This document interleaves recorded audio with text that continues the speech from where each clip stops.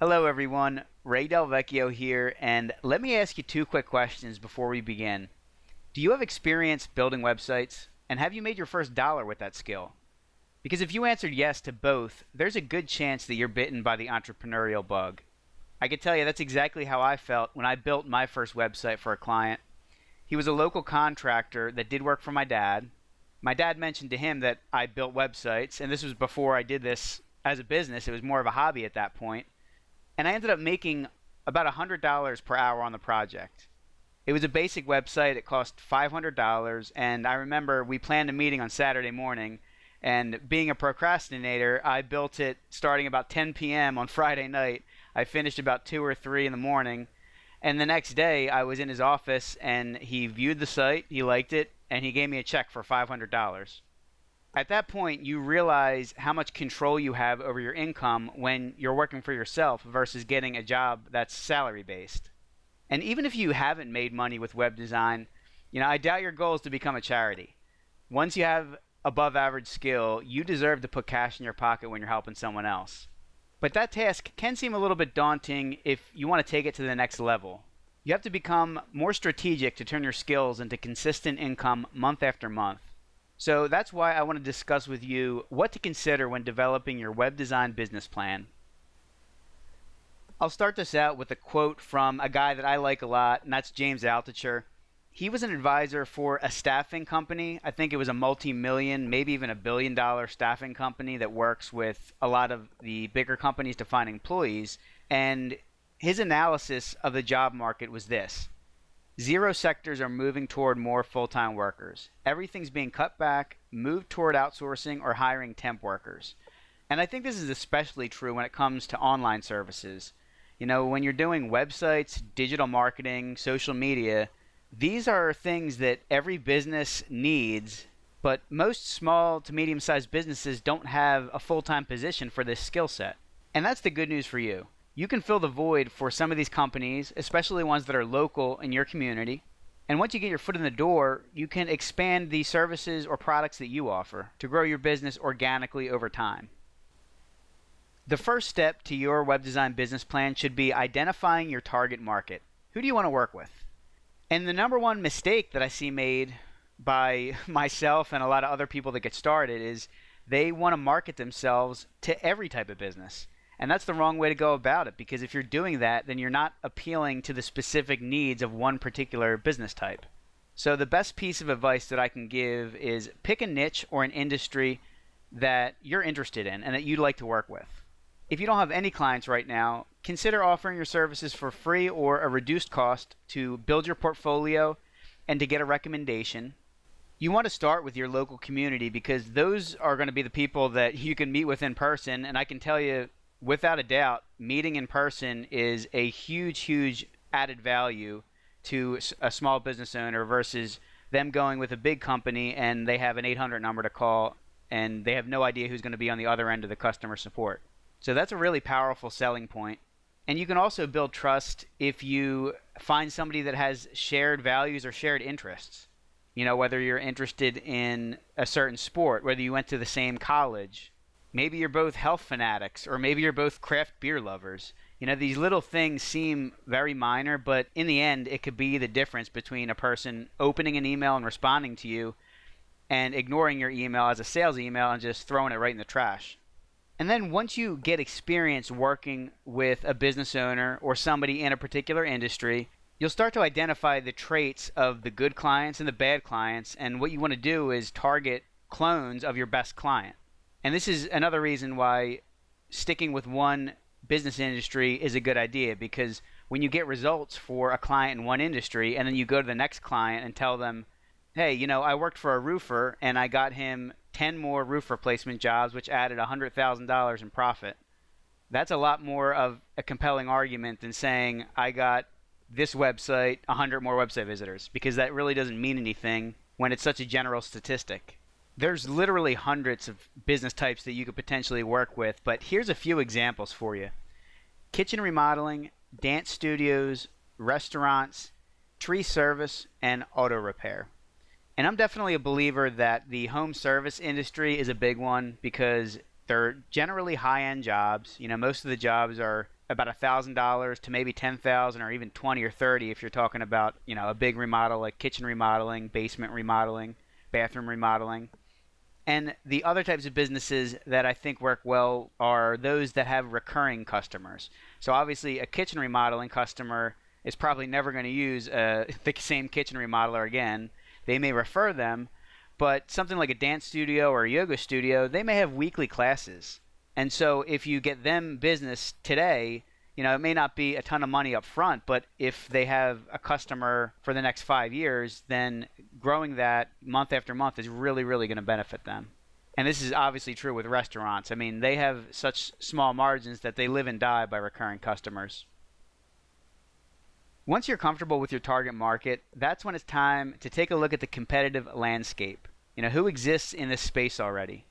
And I love looking at local websites and other business websites to see who built them, because you start to notice a lot of trends.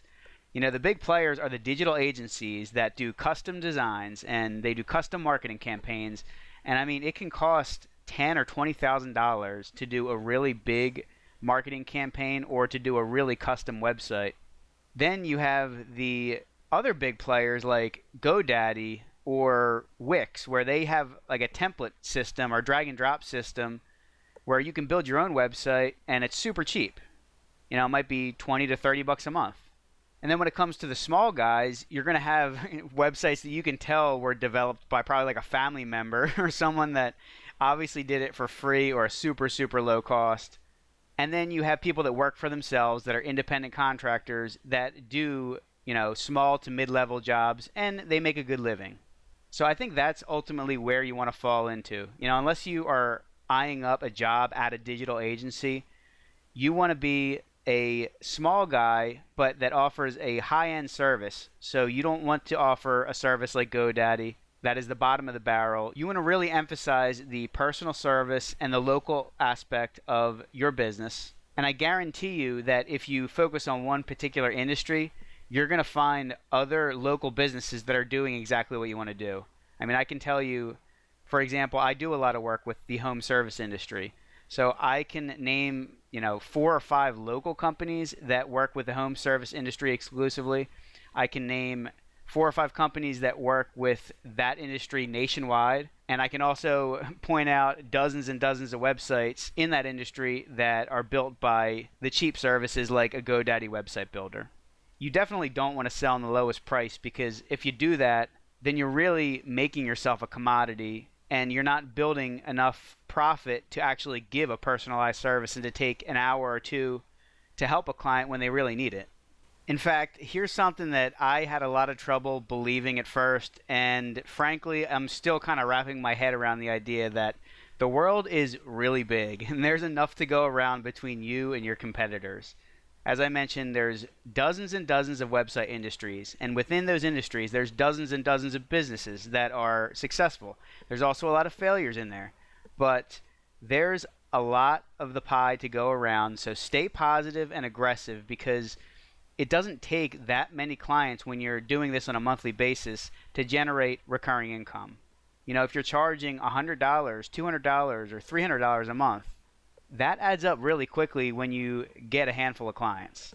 And that'll really build your motivation more than anything.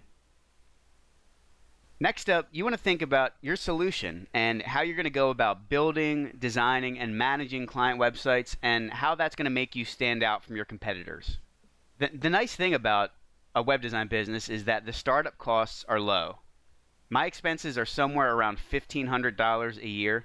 So it literally takes 1 or 2 clients to pay for that, and then it's mostly profit after that, and the biggest expense is going to be your time. And if you've seen any of my other YouTube videos, you'll know that I love WordPress. I'm a huge advocate of WordPress to build websites, but I'm also a realist, and I realize that there's other options out there, so I'm not going to sit here and say that WordPress is the only answer, but it's definitely the only one that I'm going to recommend. And a lot of people ask me what theme I use, and the theme that I've selected is called iThemes Builder. It's really a framework that has multiple child themes available. So I think there's somewhere around 80 child themes that you can choose from under the iThemes Builder framework.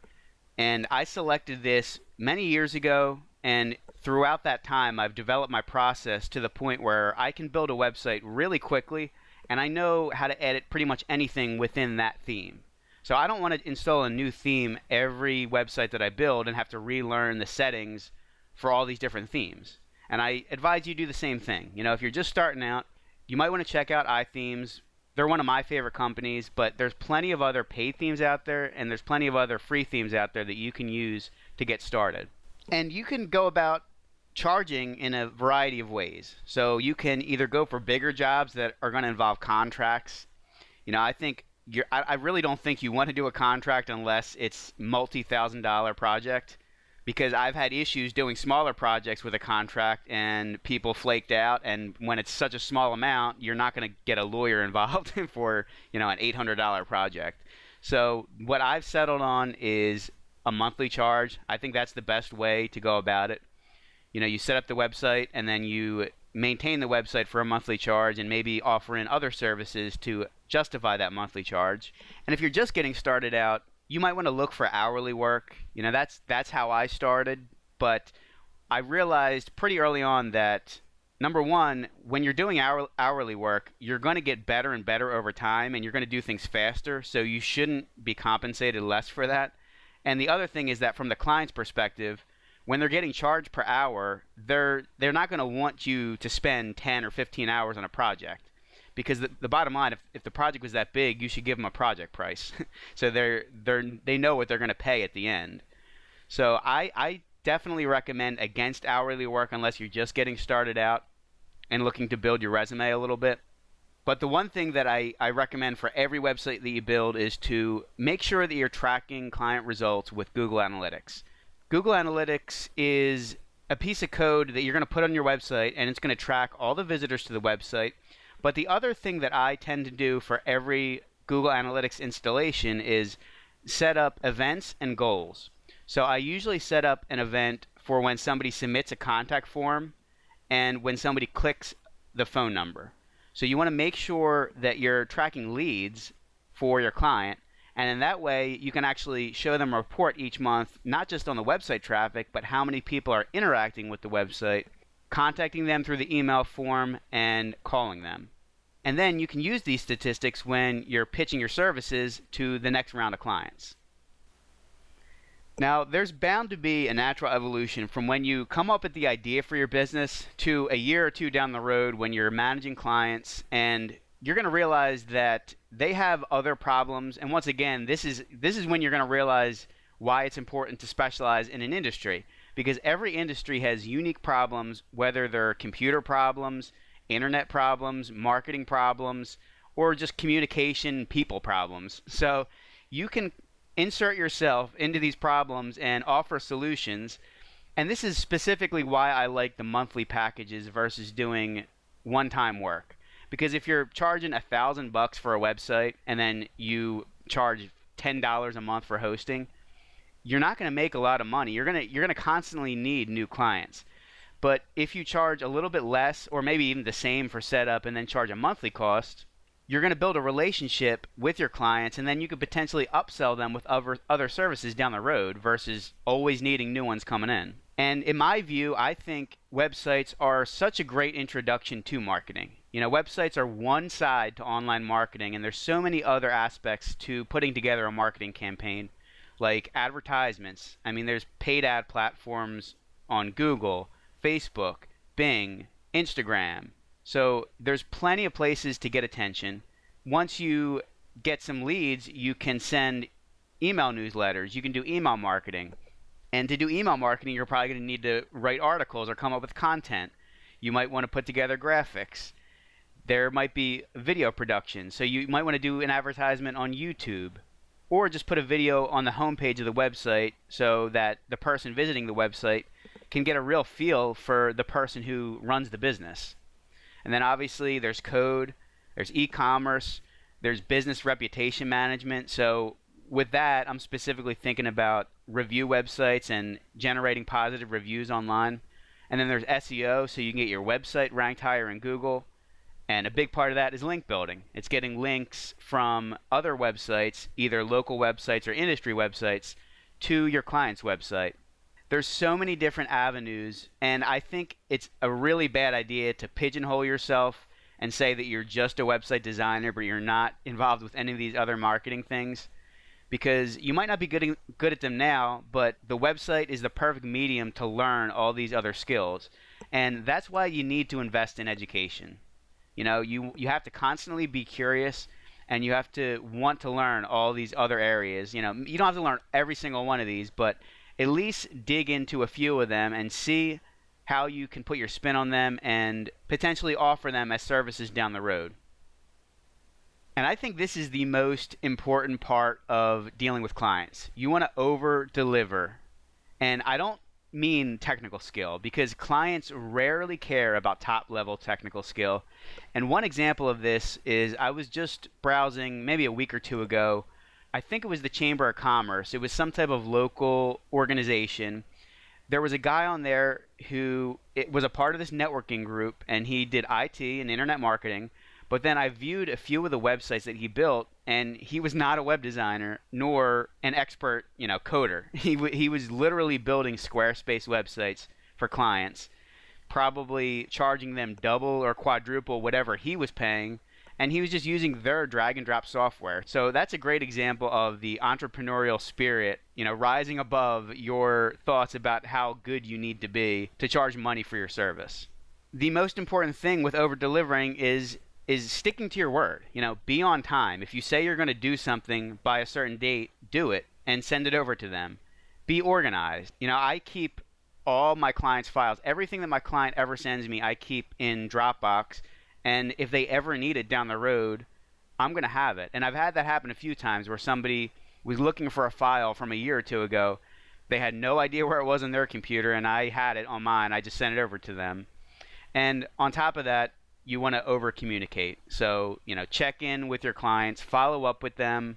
If you have any questions, ask them. Start a dialogue, and that's what's going to build your relationship, and that's what's going to build the trust more than anything. And this is especially true if you do something wrong. Don't try and hide it. Be open with your mistake. You're going to find that most clients are going to value that honesty a lot more than you doing the right thing every single time. It's okay to not be right all the time, as long as you're upfront about it and you communicate with them how you're going to change it in the future. And I said this early in the video, I'll say it again, the in-person aspect, the local aspect is going to be the biggest sales point you have if you don't have a ton of experience working with people, because those in-person meetings are going to add tremendous value. They're going to build an immense amount of trust. And I can tell you that if you're willing to meet in person, there is a much better chance that you're going to close a sale on the spot versus doing it over the phone or through email. It goes without saying that if you want to achieve something, you're going to want to create a specific goal with a deadline. And this is something a lot of people do broadly. They have these really big ideas, but they don't specify the steps to get there. You have to really have a concrete vision of what you want to accomplish. Everyone's got unique circumstances. Maybe you have a full-time job and your goal is simply to create $5,000 extra each year so it's easier for you and your family to pay your mortgage. Or maybe you're just out of college, you don't have a job, you have a lot of time, and you want to pursue this full-time. That's pretty much the situation that I was in. I was living at home with my parents.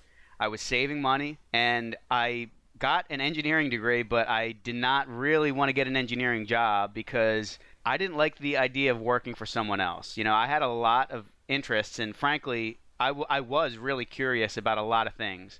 So I wanted to pursue my curiosity, not other people's agendas. And I think curiosity, that'll take you very far. One thing I want to note is that you have to value process over results, because especially with sales, it's a numbers game. You're going to get turned down a lot.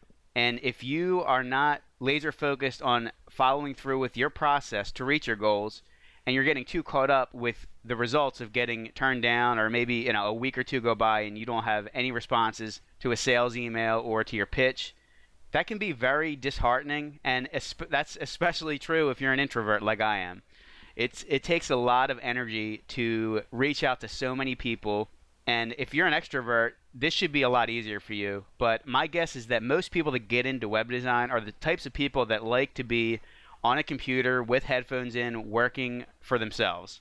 And they don't necessarily want to be handling phone calls and sending out 50 emails, doing all these kind of things. But the bottom line is, if you want to achieve your goals of making more money, you kind of need to step out of your bounds and follow a process that's going to make you uncomfortable. And I think the best way to do this is to create your packages, create your services, how much you're going to charge, the work that you need to do, and figure out how many clients it's going to take to reach your financial goals.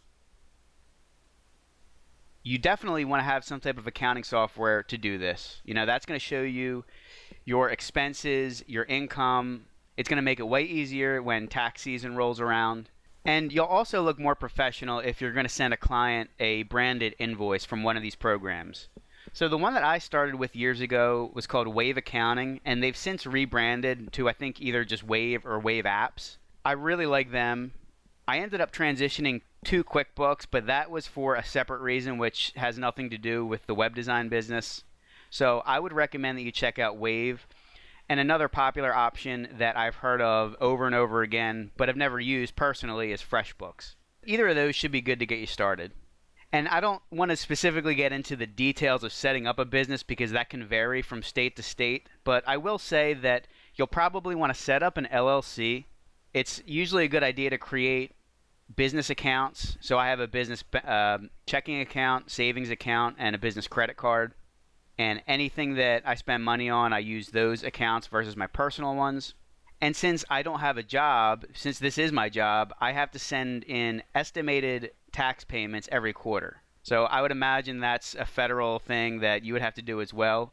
It's probably a little bit easier if you have a full-time job and this is just supplemental income that you can claim on your tax form at the end of the year. But I definitely advise that you look into your state regulations, and you might want to use a service such as LegalZoom. Last, but certainly not least, is your sales strategy. So how do you plan to reach the clients that you're going to target? And I would say this is probably the hardest thing that you're going to have to deal with. This is a lot more nuanced than building a website. Building a website and learning how to do that is relatively easy in the grand scheme of things. But finding the right people to sell that website to and then crafting your sales message or your marketing plan, that's a lot more difficult. And that brings me to a quote that I think about from the guy at the beginning of this video, James Altucher. He mentioned something either in one of his books or a video that I watched him in. He said that until you're at $10 million in sales, you have to be the main salesperson for your business. I can tell you that I tried to outsource this. I tried to recruit friends and family that either didn't have a job or wanted to make supplemental income to sell websites for me. And I was pretty much just looking to offload this part of my business. And it was a complete failure because, number one, they're not as interested in websites as you are. Number two, they don't know enough, so you have to spend a lot of time teaching them to get them up to speed. And number three, once they hit failure, they're going to stop, whereas this is your baby. So if you hit a few failure points, you're going to push through them, but they realize that, they could just go out and get a job and make money that way. And if they're not inherently motivated by sales commission, it's going to be a failure for you. So I think this is something you have to dig into and do yourself. And as I mentioned before, you want to make it quantifiable. If you're going to send emails, try and quantify it. Say you want to send 20 or 30 a day and do that for an extended period of time. And if it stops working, then change to a new method. But you have to plan for a lot, as I said before, you have to plan for a lot of failure. You have to plan for a lot of rejection before you start seeing some successes. And I think the best way to do this is to create scripts. So you don't necessarily have to follow a script to a T when you're talking to somebody, but it's a good idea to create a few email scripts, a few scripts over the phone, and maybe some questions that you can ask people when you're trying to pitch them. And you'll get a feel naturally for how they're responding and how you have to alter your pitch over time to grab somebody's attention. I keep going back to the local aspect because local networking groups are an easy way to find business owners in a variety of industries and to get your first jobs with them. Be active in your community. And then it's really hard to close somebody on the first contact, so you have to follow up. You don't have to be hounding them over a period of weeks, but check in every now and then, continue to give them helpful information, continue to ask questions and see if there's anything else that you can do. And once you get a feel that they really do want your service, but there's something holding them back, that's when you can push a little bit harder, because they're not going to respond negatively. If somebody shows no interest and then you push hard, they're probably going to dislike you by the end. But, if they've been thinking about this for months and months, you're actually helping them out by pushing them to make a decision. Going back to the script side of things, you're going to hear the same objections over and over again, and you'll figure out a way to navigate around these objections to get them to either say yes or no. Because a maybe is really the last thing that you want from somebody. I'd rather get a no than a maybe. Here's just a few more points that we kind of discussed already, and that's, ask lots of questions, develop a client questionnaire, because you're going to ask pretty much the same questions, especially if you're dealing with one industry. Always take notes. I take notes literally every single time I'm on the phone with a client, whether it's a potential client, whether it's a current client. I always take notes, and I always keep those notes somewhere that I can refer to them in the future. And this has helped out a lot, because you're going to have the most success with a client when you're both working together. And without a doubt, my most successful clients are the ones that they actually come up with ideas and I can help them out with it. My least successful clients are the ones that think I'm going to do everything and they don't have to do anything and they don't see results and they're wondering why. And the more you talk with somebody, the easier it is to determine what their biggest pain points are. So this is a human issue. There's obviously pain points specific to an industry, but every person is going to be good at some things and bad at some things. And if you can figure out what they're bad at and what takes them the most time and then help them with that, that's how you can customize your solution and customize your pitch from person to person. And I'll end with this. The business is art plus science. There's no tutorial that you can take to become great at business. You only get great at business through experience, because it involves a lot of creativity, a lot of human interaction, and humans are the biggest variable in business. But there is a science side of it, and that's the quantifiable approach. It's figuring out exactly how to build a website, how long it takes you, how many people you need to reach out to, how many people it's going to take to reach your goals. And you have to combine the two, because it's rare to be good at everything. Definitely at the beginning. You're not going to be good at everything from the beginning. And even as you grow and become better, you're still not going to be good at everything, but you'll realize how to counteract your weaknesses, potentially outsource some of the things that you're not good at, and you're going to get much better with the more time and experience you have. That's all I got for this video, but I really recommend that you check out my website, which is websiteprofitcourse.com. From there, you can download a giveaway that I have called the 15 Tools to Start Your Web Design Business, and these are the ones that I use all the time. I mentioned some of them on this video. So head over there. I'll include a link in the description below and on this video, probably in the top right corner. And if you really want to fast track your success, you can get every detail of my business plan. I'm giving away every piece of how I've built my web design business, and that includes a screencast of the best ways to find new clients. You're going to see the exact monthly packages that I offer and how I generate recurring income by only adding clients that are willing to pay monthly.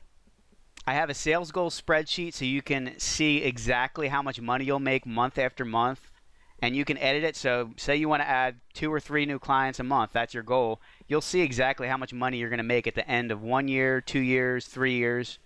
You can put in any credit card processing fees or operating costs, and you'll see your net profit.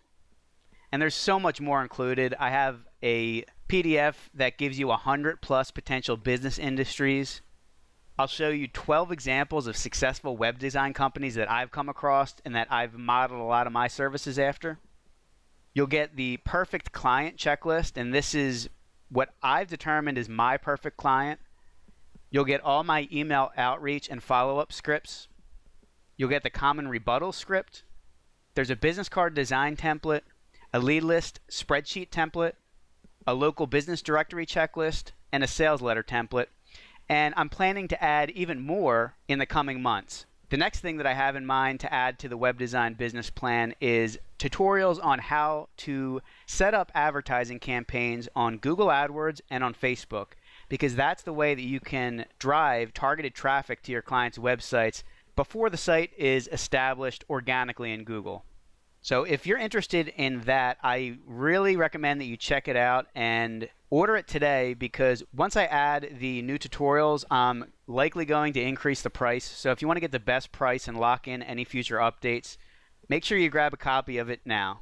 That link is also going to be in the description below. I really appreciate you taking the time to watch this. Give this video a thumbs up if you liked it. And don't forget to subscribe to my channel for more WordPress tutorials and web design business videos. Thanks everyone. Have a great day.